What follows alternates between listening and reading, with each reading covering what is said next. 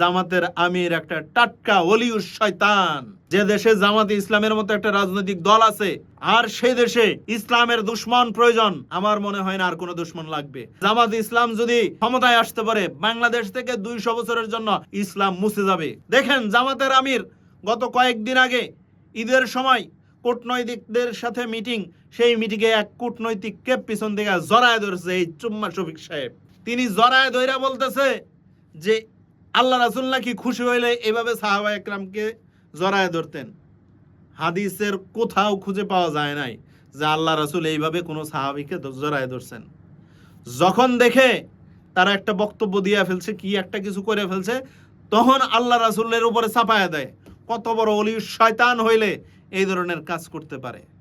আমির হামজা বলছিল না জামাতের আমির একটা টাটকা ওলি?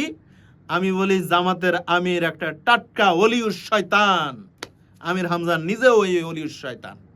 এই ওলিউস শয়তান থেকে মানুষদেরকে বেঁচে থাকতে হবে, মুসলমানদেরকে বেঁচে থাকতে হবে, না হলে আপনার ঈমান চুরি হয়ে যাবে, ডাকাতি হয়ে যাবে, আপনি বুঝতে পারবেন না।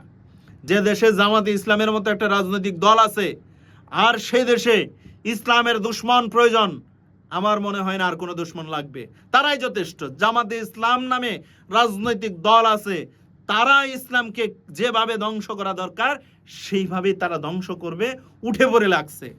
আমি নির্বাচনের আগে বলেছিলাম যে জামাত ইসলাম যদি ক্ষমতায় আসতে পারে, বাংলাদেশ থেকে 200 বছরের জন্য ইসলাম মুছে যাবে। চিরন্তন সত্য কথা বলেছি। তার নমুনা প্রমাণ আপনারা আস্তে আস্তে দেখতেছেন। আমি আপনাদেরকে অনুরোধ করব, জামাতের বক্তারা, এই আমির হামজারা যেখানে যে স্টেজে বয়ান করতে যাবে, তাদেরকে আপনারা কিভাবে সম্মান জানাবেন, কিভাবে স্টেজ থেকে নামাবেন, সেটা দায়িত্ব আপনাদের। কিন্তু তাদের ওয়াজ শোনা যাবে না, তাদের ওয়াজের নামে ভণ্ডামি শোনা যাবে না। এই ভণ্ডদেরকে কি করবেন, জনগণের কাছে দায়িত্ব দিয়ে গেলাম। জনগণ শুনে রাখবেন, দায়িত্ব নিয়ে ঈমান রক্ষা করবেন।